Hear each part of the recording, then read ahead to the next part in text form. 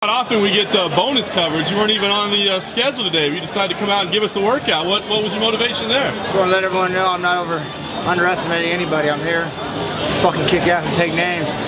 Best shape I've ever been in. My fucking weight's on point. I feel good, man. I'm ready. I want to fight today, you know. I seen Modesti downstairs. Told him way to step up to the fight. Let's go make 50 grand, man. He's game, you know, solid dude. Super excited for Saturday night, man. If you haven't bought it, fucking order it, pay-per-view. Let's go, get off your asses. The Cowboys fighting, it's gonna be a good time. Have you been surprised? This is one of the first fights I've ever seen like negative feedback towards you. They're like, why is Cowboy taking this fight? Has that been shocking to you at all? It's kind of good. People are like, yo, Cowboy, get the title, man, but it's not my style, you know? Like I was telling everyone earlier today, I can't be the guy that says I want to fight anyone, anywhere, anytime, and then in the same breath, like, well, except for this one, right? So, fuck it, let's go.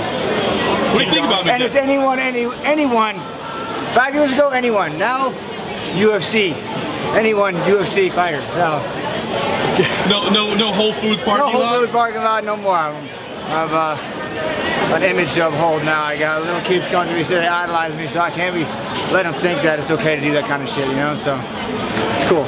Except in an interview, motherf said that if you win this fight, you should fight for the title.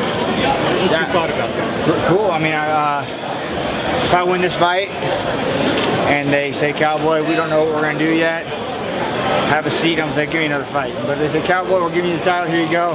Awesome. I'll sit and I'll wait. And I'll go wakeboard my ass off all summer. So, but yeah, thank you, Khabib. I appreciate finally one positive thing towards me. So that's good. You said you're not underestimating John, but do you feel like the public is? Because he looked pretty good at 186. See, you're not in the UFC because you're on the sign, stand on the corner of the sign, we'll fight for food, you know?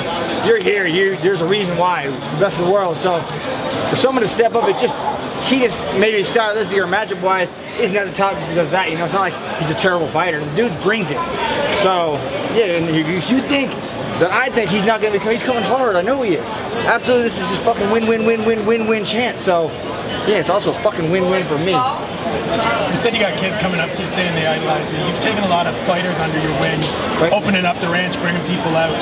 How much has that just impacted things for you of now being that guy that is sort of been here for a while and people are following and you're showing people the way a little bit? It's really cool, but the flip side of that coin is I feel like I'm reaching the peak, you know, like, oh man, I'm no longer the young guy at the gym. Now I'm like, I've moved to that Rashad and Keith and Chuck, like, man, like, you know, so that part's cool, and having kids, you know, like little kids like 12 years old coming like, man, we'll watch every fight, I love you, you know, it's cool. So for me, that's awesome, you know, it's super cool, but and having all these guys come up to the ranch, you know, just being able to answer all the questions, like this is big, it's fucking huge. I've been here a couple times, so it's good, but like for a new guy to come his first fight, you guys here, and they're like, oh shit, you know, so maybe to help them, you know, the cameras come out to the ranch and talk to the guys, tell them, you know, what to say, what to say, what to eat, what not to eat, you know, what to smoke, what not to smoke, you know, so, I don't know, PR team here. Cigars, I was talking about cigars. Yeah, I figured that. All right, good. Good. So yeah, it's good. Why do you do? Do you do that out of a sense of responsibility to the sport, or you want to give back? What is it? Give back, I think, you know. I took the hardest way ever, and I see a lot of guys coming to the sport and they, I want to be a fighter, and they think that next day they're going to be in the UFC. There's a lot.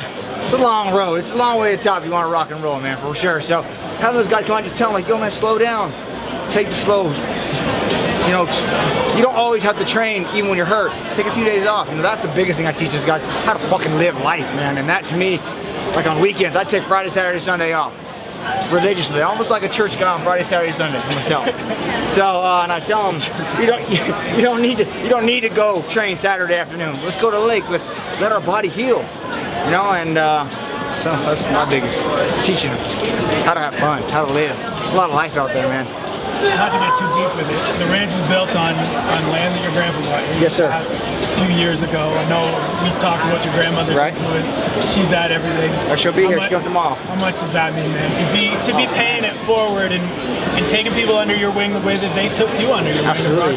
You said it best right there. I mean, just take one, to pay it forward, man. Exactly. You know, I'm living in a free house that they built, trying to build a house that I built. You know, so it's cool. You know, the ranch is really coming along, and we don't raise cattle or pigs. We raise bad motherfuckers, man. It's kind of cool.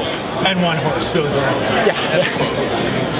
What do you think about this? Do you already think about this? About Dos Anjos? Oh man, the guy beat me once against Pettis. He looked awesome. Did everything right in that fight.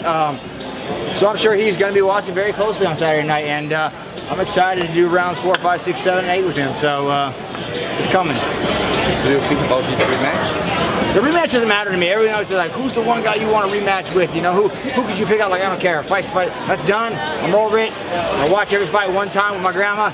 She tells me how shitty I did, and then I move on. So I don't dwell on that.